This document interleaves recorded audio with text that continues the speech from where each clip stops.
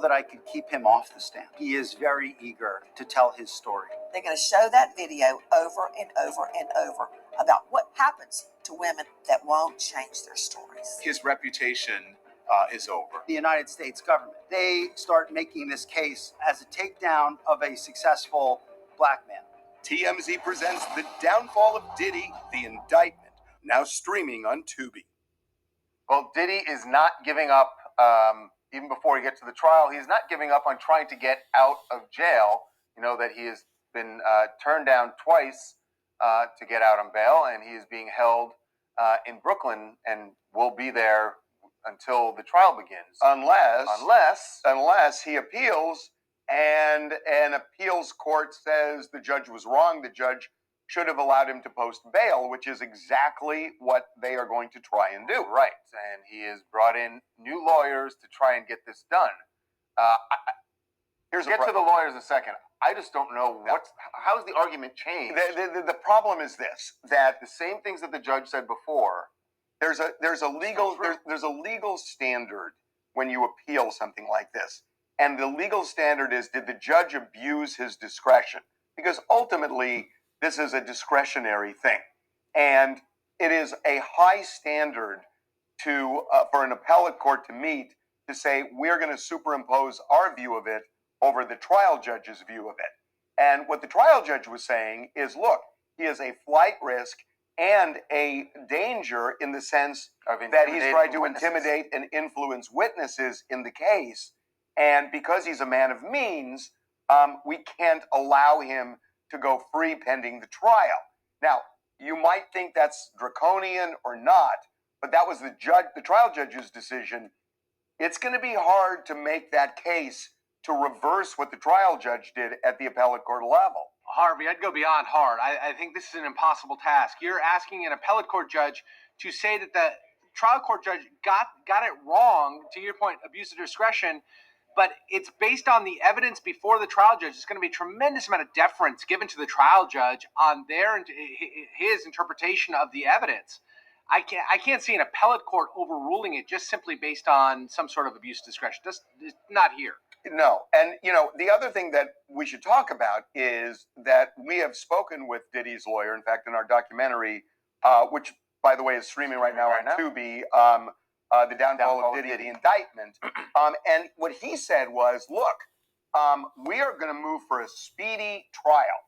And he had a sense that the feds didn't have all of their ducks in a row, and he wants to exploit that, and he wants to go to trial, and he wants to do it quickly.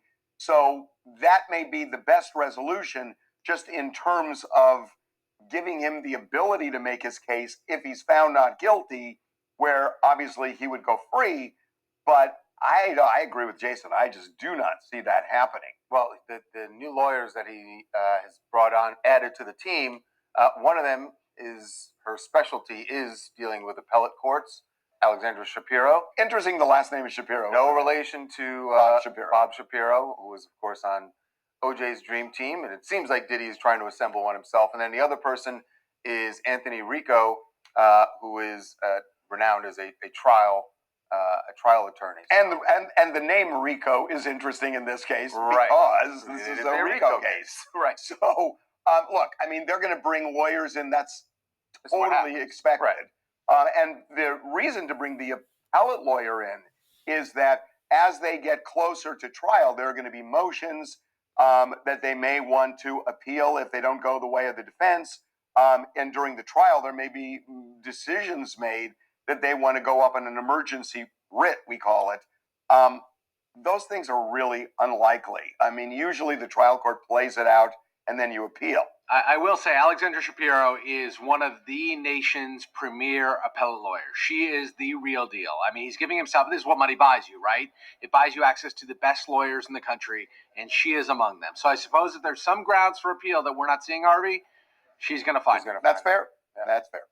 Hey, this is Flo from Cleveland, Ohio. Guys, with all the mountain allegations and evidence, I think Diddy is going to surely need a dream team, much like OJ, and we're looking forward to the trial of a century. I want to say just one other thing real quickly. We got Akon at the airport, and the way he spoke about this to me just underscores the fact that Hollywood generally has not like spoken out, and he's speaking, but he's explaining why he's not going to. He's not saying much, Right. and why others aren't even saying what he's saying. So listen carefully to this. I think the business in itself has taken a shift. If you look at it from a spiritual perspective, music hasn't been the greatest role model for our youth. If you look at it these days. So I just think it's a spiritual shift that's happening, and we just got to sit back and relax and watch. Mind our own business, and whatever people are doing on their personal time is something they have to deal with on their own. The idea of like the government seeing, somebody as a target for their success. I mean, at least that's how the lawyers playing it. It's not the first time we've heard this rhetoric. You know what I mean? I mean, yeah, but it's a defense mechanism. At the end of the day, we just got to all sit back and let it play out.